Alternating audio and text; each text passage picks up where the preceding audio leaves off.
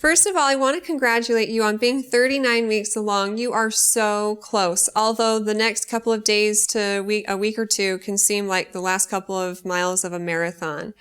It might seem like the longest part of your pregnancy, but you're almost there. You mentioned that you had very painful contractions the other night. You were 3 centimeters when you went to your last doctor's appointment, and what was going on? Now, ideally, your body does some regular contracting that helps to prep it for when you actually go into labor. Your body releases hormones called prostaglandins that act on the cervix and actually ripen it. The actual medical term that we use is ripen. It's like your cervix can be soft and succulent and juicy like a cantaloupe that you want to eat, or it can be like a nasty cantaloupe that's crunchy and bitter and green. So a cervix that's not ready for labor is one that's way far back in your pelvis. It's very thick, and it's actually hard in consistency. And the prostaglandins that your body releases do things to soften it, move it forward in your pelvis, and thin it out.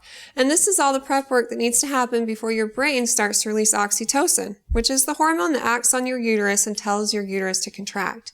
So when you were contracting, it was because your brain was actually releasing oxytocin. But perhaps your body wasn't responding yet because it wasn't true labor. And maybe your body hadn't done all the prep work. It's hard to say for sure. But a lot of women say, I was sent home like 5 times from the hospital when I was actually in labor. And, a lot of people think we send you home when you're in labor, but we would never do that. We're not that mean. So the true definition of labor is cervical change. That's why when you come into the hospital, if you're having contractions, we check your cervix. We check you an hour later, and we see if your cervix is dilating. So the true definition, again, is if you're dilating over a period of time, which is like an hour, but you can have contractions that aren't causing you to dilate. It's just doing that prep work. So that's probably what was going on. And once you start having those painful regular contractions and they've been going on for at least 2 hours, then it's probably time to go to the hospital and get checked out. Usually the guideline is if you're having contractions every 3 to 5 minutes and they're painful enough that you have to, think about what you're doing and stop and breathe through them. And again, it's been going on for at least 2 hours. It's time to go. Get checked out. See what your cervix is doing. And if it's changing and you're in labor, you get to stay. Just a little disclaimer. There's many other reasons to go to the hospital. You should go to the hospital if you have any leaking of fluid that's making you suspicious of your water being broken, or if you feel like you're having spotting or any bleeding, or if you're not feeling your baby move during contractions, or just generally speaking, you've noticed a decrease in your baby's movement.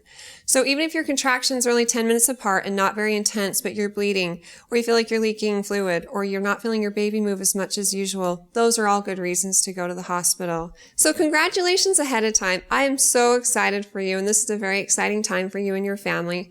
Good luck with everything, and if you have any other questions for me in the future, feel free to ask them on our Facebook page at facebook.com/Intermountain Moms, and recommend us to your friends and family too.